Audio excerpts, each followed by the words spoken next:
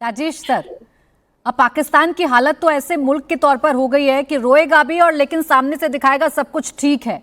एक एक नेता का बयान उठाकर देखिए, उनके सीनेटर के बयान में सुन रही हूं, धमकियां तो ऐसे दे रहे हैं, न जाने कितनी जंग भारत से जीत गए, हर बार मुंह की खानी पड़ी, हर बार आपको भारतीय आर्मी ने खदेड़ा है।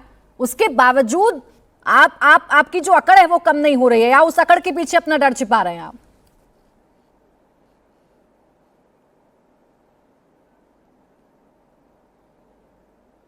राजेश जी, आपसे सवाल है। हाँ, थैंक यू प्राची। देखिए, ये तो तय है और ये हम साबित कर चुके हैं, हमारी सरकार साबित कर चुकी है, हमारी फौजें साबित कर चुकी हैं कि पाकिस्तान जब भी ऐसा कोई अत्याचारी कांड हमारे ऊपर करेगा, कायरता वाला कांड करेगा, बुजदिली वाला कांड करेगा, तो उसको मुंह तोड़ जवाब पहले भी मिला है, उड़ी के बाद भी मिला है, पुलवामा के बाद भी मिला है और हर मिलिट्री कॉन्फ्लिक्ट में मिला है। और जैसा हमारे फौजों ने, जैसा हमारे सिक्योरिटी फोर्सेस ने और जैसा हमारे प्रधानमंत्री ने खुले मंच पर पूरी दुनिया के सामने पूरी दुनिया को एक मैसेज दिया है कि इसका जवाब हम देंगे और इसका ऐसा जवाब देंगे जिसका कोई उदाहरण पीछे नहीं मिलेगा। तो ये बुखलाहट जाहिर है, मुझे पूरा विश्वास है अपनी सरकार पे, अपने प्रधानमंत्री पे और खासकर अपनी फौजों पे कि ये जो हमारे 26 नागरिकों का उन्होंने नरसंहार किया है, जो एक अमानवीयता की हरकत की है, उसको सपोर्ट किया है, उसका बदला हिंदुस्तान और भारत की सुरक्षा एजेंसी लेंगी। कब लेंगी, कैसे लेंगी, कहां लेंगी, किस तरीके से लेंगी, पाकिस्तान फड़फड़ाता रहेगा, चड़पड़ाता रहेगा और सोचता रहेगा और बुखलाता रहेगा और ये काम जरूर होगा। जब तक नहीं होगा तब तक उसकी हालत ऐसी ही रहेगी।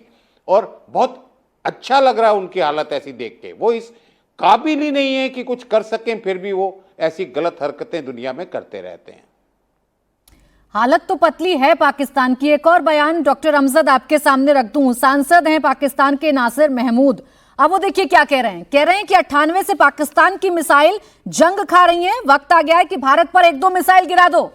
उसके बाद 1999 का युद्ध भूल गए, करगिल युद्ध भूल गए, अपना मुंह की खानी पड़ी वो भूल गए, बस डराने धमकाने का काम कर रहे हैं और कुछ नहीं समझ में आ रहा पाकिस्तान को। डॉक्टर अमजद, पाकिस्तान को कभी भी कुछ समझ में नहीं आया। ये कोई नई बात नहीं है कि वो इस किस्म की फजूलियात बक रहे हैं। पाकिस्तान को समझ अब आएगी, क्योंकि मैं आपके प्रोग्राम के माध्यम से, मैं आवाज आ रही है मेरी? जी जी, बोलिए सर। अच्छा, मैं आपके प्रोग्राम के माध्यम से पाकिस्तानी कब्जे वाले जम्मू कश्मीर के जो हमारे लोग पाकिस्तानी फौज में रोजगार के लिए भर्ती हुए हैं, पहले भी उनसे मैंने गुजारिश की है कि आप बलूचिस्तान में फौज कशी जो हो रही है, ऑपरेशंस हो रहे हैं, इसमें हिस्सा लेने से इनकार कर दें, क्योंकि आप भी मकबूजा हैं और बलूचिस्तान पे भी कब्जा है। तो आप दोनों का काबज एक है। आप पाकिस्तानी फौज का साथ मत दें, आप भाग जाएं, वहां से चले जाएं, कुछ कर लें, लेकिन आप दूसरे महकूम और मजलूम कौम के ऊपर गोलाबारी ना करें, गोली ना चलाएं। और क्योंकि आप खुद भी मजलूम हैं और आप खुद भी महकूम हैं। और आज मैं ये कहता हूं आपके टीवी पे कि पाकिस्तान की तमाम मजलूम कौमियतें, सिंधी, बलोच, पश्तून, पीओजे के, गिलगित बल्तिस्तान के लोगों, ये सुनहरी मौका है आपके पास।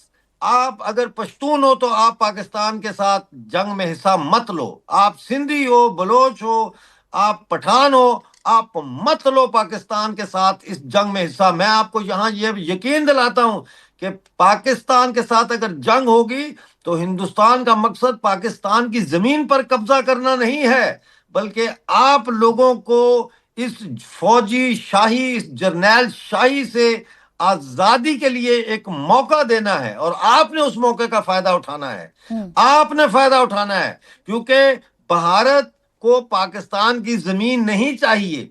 वो आपकी है, वो बलोच की है, वो सिंधी की है।